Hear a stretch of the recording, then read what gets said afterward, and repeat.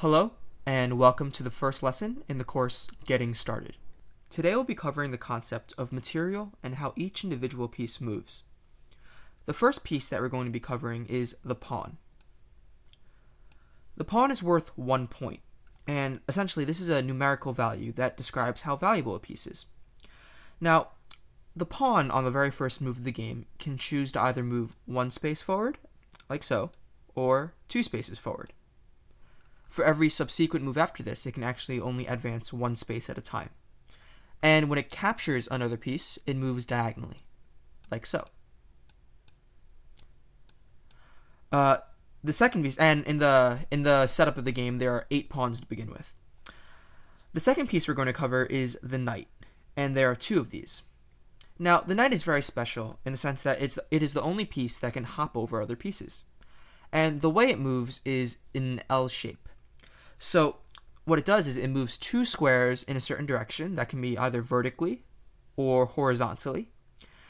And then afterwards, it moves 1 square perpendicular to the direction that it went in to begin with. So for example, this knight can move 2 spaces forward and 1 space to the right. And this would be a legal move for the knight.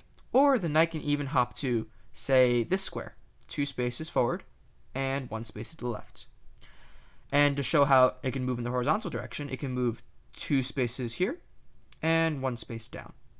And these are all legal moves for the knight. And the knight is worth 3 points. Or you can interpret this as meaning it's worth 3 pawns, because each pawn is worth a point. The next piece we want to cover is the bishop. Now, there are 2 bishops to start the game, and the bishop is very one-dimensional, because it only can travel along the squares that it starts on. So for example, this light squared bishop can only travel along light squares, and this dark squared bishop can only travel along dark squares. And bishops move diagonally in as many squares as they want to. So this bishop can go all the way over here or all the way back, and this bishop could do the same thing. So you can, go there or go back. And these bishops and knights are known as the minor pieces. And the bishop is also worth 3 points. So the next piece we want to cover is the rook. This is the rook, and it moves vertically and horizontally, also in as many squares as it likes. So this rook can go all the way over here, all the way back. And it can go, of course, horizontally, like so. And this rook is worth 5 points. And now the last piece we want to cover, or the second to last piece, is the queen. And the queen has the combined powers of the rook and the bishop. So, as you may guess, it can move vertically, horizontally, and diagonally. Except, unlike the bishop, it's not confined to one color square the whole game, because it can move to a dark square either vertically or horizontally, and move diagonally there as well. So, for example, this queen can go over here, all the way vertically to here, all the way across the board to here.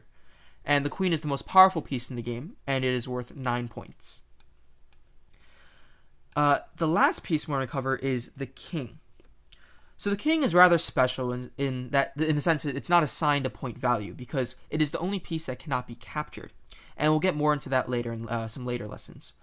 But the king can only move in squares adjacent to itself. So it only has access to these squares around him. So the king can only move in adjacent squares, like so. Thank you for watching this video. Now go ahead and apply what you learned to the following exercises.